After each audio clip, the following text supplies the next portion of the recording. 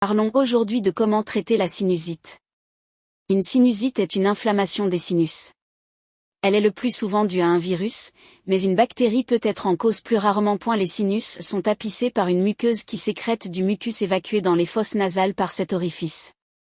Le mucus contient des agents antiviraux et antibactériens et joue un rôle très important de première défense contre les infections. Nous avons deux types de sinusites, les sinusites aiguës et les sinusites chroniques. Les sinusites aiguës, elles sont de courte durée, pas plus de 4 semaines, et peuvent être liées à un rhume, une allergie ou aux polluants de l'environnement. La sinusite chronique est une complication de la sinusite aiguë qui reste focalisée sur les sinus infectés sans s'étendre. Les muqueuses sont en inflammation en permanence. On parle de sinusite chronique lorsque les symptômes persistent plus de 3 mois. Symptômes. Les symptômes de la sinusite chronique sont donc les mêmes qu'une sinusite aiguë. Abcès au cerveau, thrombophlébite des veines des yeux, douleur faciale, sensation douloureuse de pression au-dessus des sourcils, au nez, aux joues, autour et derrière les yeux, congestion nasale, obstruction nasale. Perte de l'odorat, hyposmie. Saignement.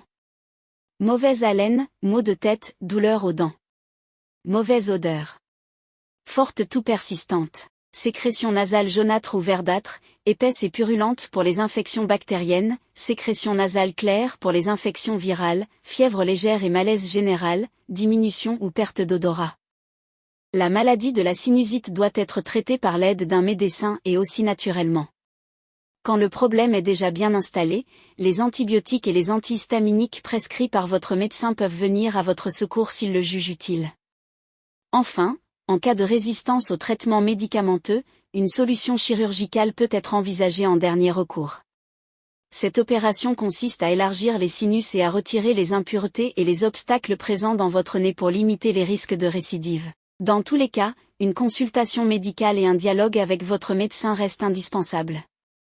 Privilégiez la consommation d'aliments qui contiennent du cuivre, anti-infectieux, le foie, le cacao, les noix et noisettes, les amandes, les mollusques et certains végétaux. Ajoutez dans votre assiette des aliments riches en fer, comme des œufs, du persil ou même des épinards. N'oubliez pas qu'un plat de lentilles contient également beaucoup de fer. Enfin, l'ail est excellent contre les infections et vous pouvez aussi miser sur les bienfaits du curcuma et du gingembre. En cas de antibiothérapie de la sinusite aiguë, on peut prendre un amoxicilline 1 g x 3 j pendant 7 jours et l'enfant peut prendre un amoxicilline 80 à 100 mg kg j en 2 prises j pendant 10 jours. Complications. À votre attention, toutes personnes qui sont attaquées par la sinusite doivent consulter leur médecin en toute urgence pour se sauver. Car si cette maladie n'est pas traitée et qu'elle ne guérit pas spontanément, elle peut devenir chronique. L'inflammation persiste et les symptômes ne disparaissent pas. Dans les cas graves, en général pour les sinusites frontales, sphénoïdes ou ethmoïdes, l'infection des sinus peut s'étendre aux os qui contiennent les sinus, aux yeux, aux méninges, voire au cerveau lui-même ou à l'ensemble du corps, septicémie. Conseil. Pour éviter d'être attaqué par la sinusite quoi qu'il en soit sa nature, il est nécessaire de respecter ces mesures pour pouvoir rester à l'excepte de cette maladie, supprimant la fumée de cigarettes, les substances toxiques et polluantes, aérant les pièces de votre logement tous les jours, évitant la climatisation, les déodorants d'intérieur chimiques, et les bougies, limitant au maximum le contact avec les autres personnes malades dans votre entourage.